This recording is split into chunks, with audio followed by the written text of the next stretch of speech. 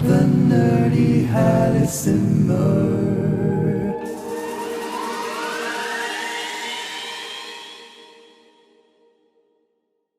Hey guys, it's the nerdy Helisimmer, and we are looking at the AW109SP by X-Trident that has just been released for X-Plane 11 and 12. It looks festive, and with this paint job it closely resembles the toy model of the Agusta that I had when I was a kid.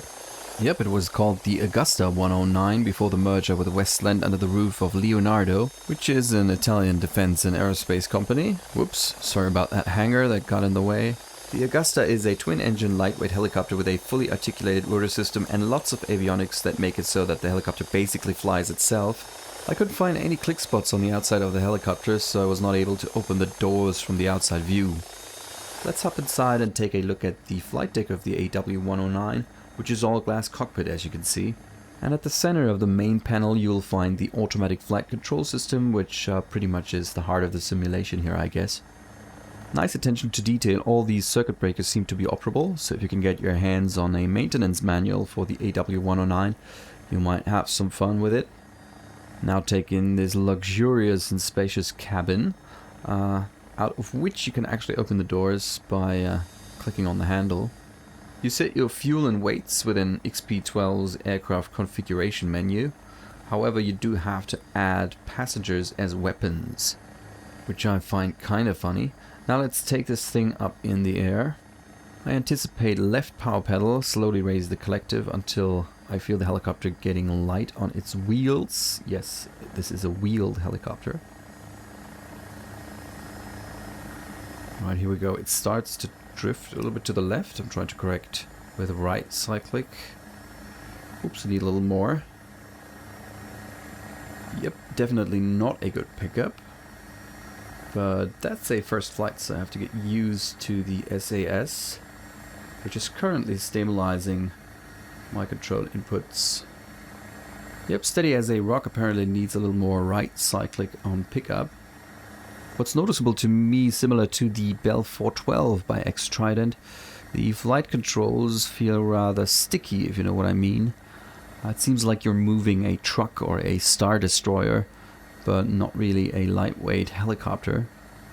Now that's most probably the effect of the stabilization. At the end of the video I'm going to switch off the autopilots just to see what the helicopter feels like unstabilized. However, these modern helicopters are actually designed to be flown with the automatic flight control system on at all times, and pilots would only deviate from this practice in an emergency or for training purposes. And I'm pretty sure that this simulation by X-Trident truly excels in the implementation of the complex autopilot system in combination with advanced avionics, aka the glass cockpit and FMS.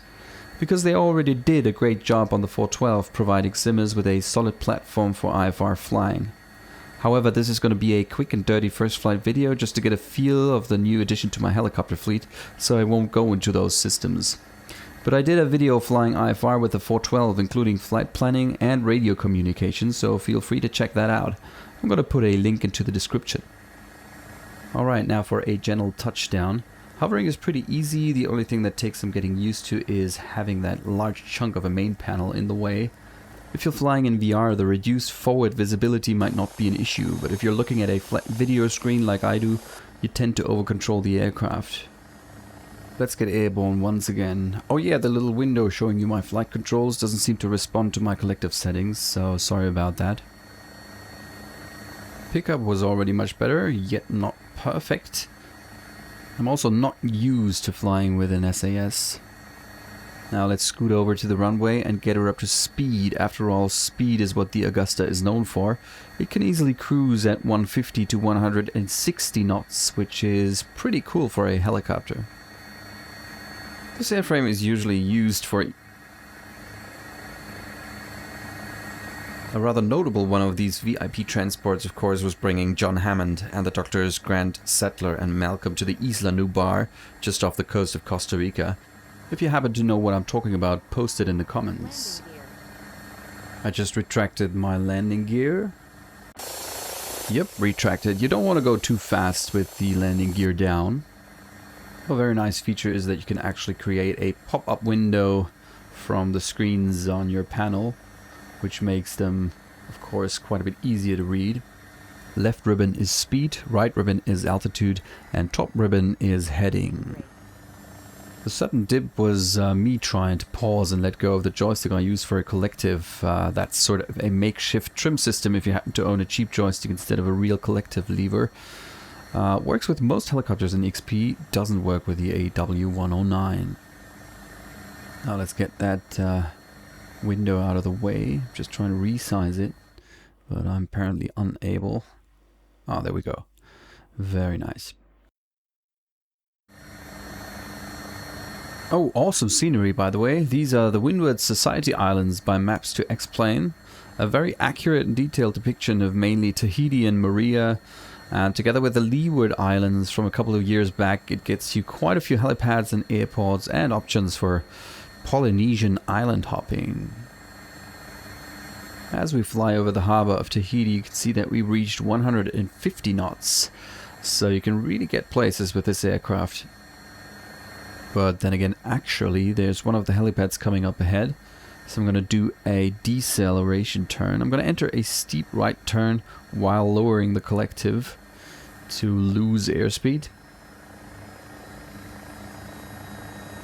The big building in front of us is some kind of hospital with a platform for helicopter landing. Caution, terrain. Apparently we do have a ground proximity warning system. This thing is made for IFR flying. Caution, terrain.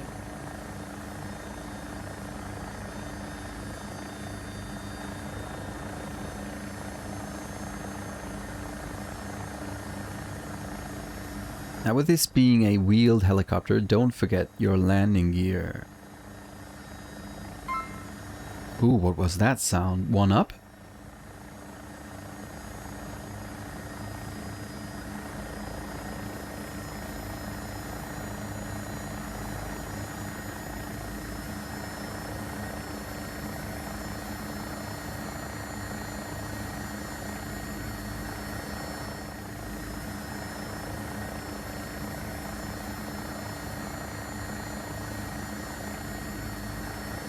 Just checking that the landing gear is actually extracted. Sometimes I press the button but nothing happens.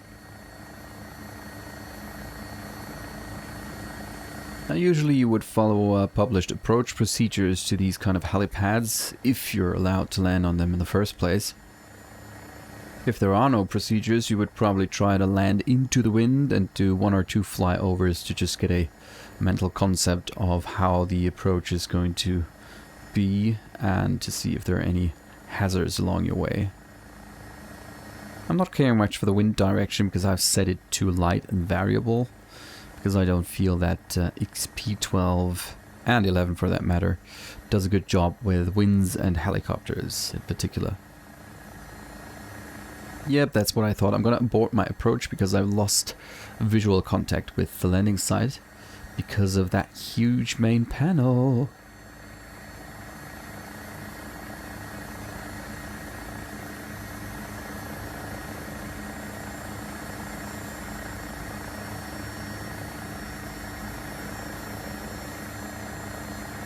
At least this way you're gonna get another great look at Mount Orohina. I have to admit I don't know what an AW109 should sound like, however the sound design seems to be quite convincing. We have a lot of turbine noise of course, and a little bit of blade slap coming in.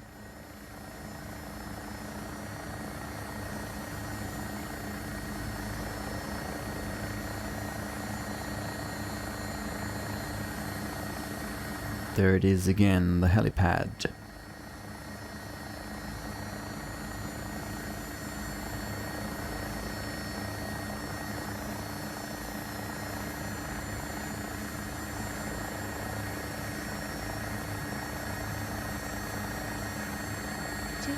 Feet.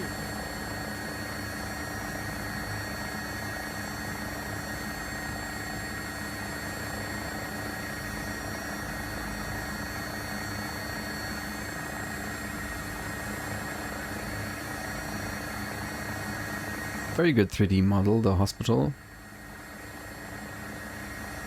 Now in real life, where it is quite a bit easier to judge how much speed you still have than it is in a sim. You would probably try to get into a hover directly over the pad and not before that, as I did. You just don't want to get into an out of ground effect hover on a hot day when you're pretty heavy. Now let's set it down. I have no experience with the Agusta, so I'm not really sure how high I am above the ground. Just feeling for the ground, slowly lowering the collective. And I'm not sure, am I down already? If I let go of the collective, it could be embarrassing if I'm not. But I think I am.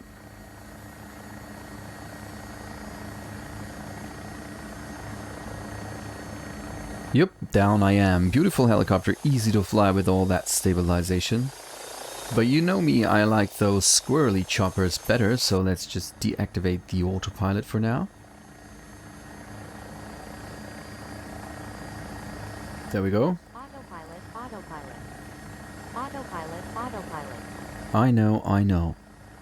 Now in the menu where it says where you can deactivate the SAS, they say enjoy, so we might be in for a rough ride now, I'm not sure.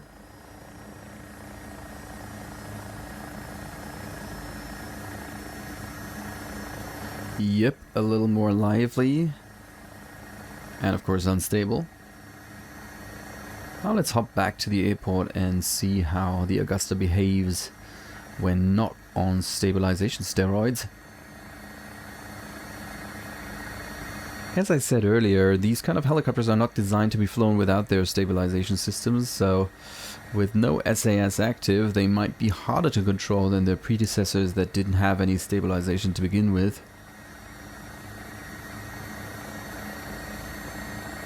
I can clearly feel that there's no yaw damping, so a lot of oscillations on the yaw axis.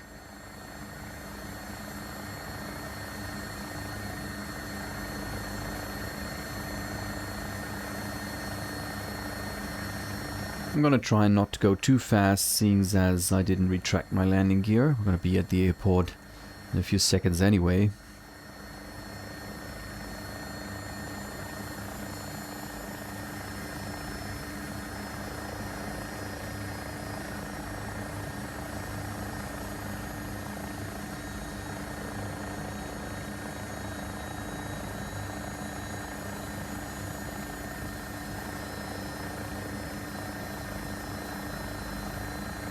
Yep, you can fly it, but there's certainly no gain in any way by not using the autopilots.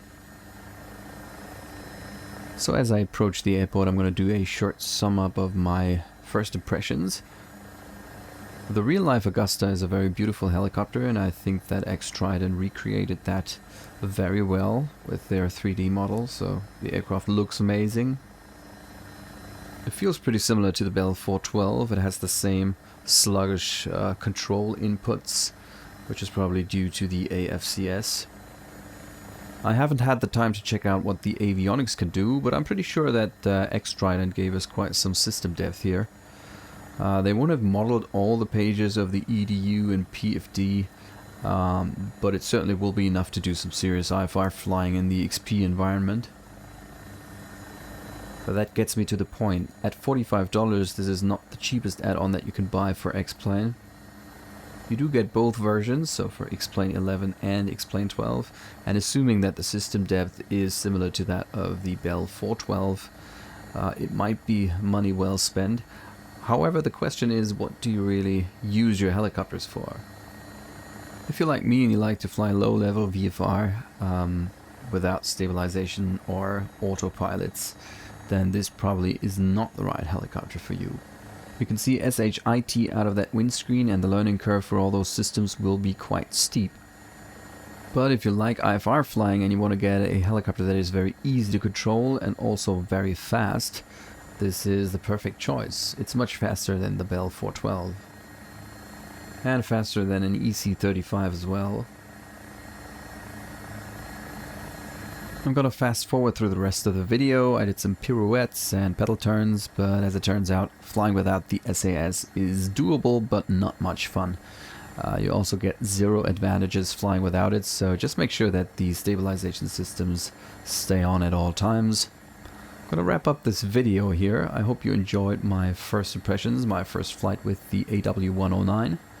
If you did, give me a thumbs up, hit like and subscribe. Be sure to let me know what you think of this aircraft in the comments, and I'll be seeing you around next time. See ya!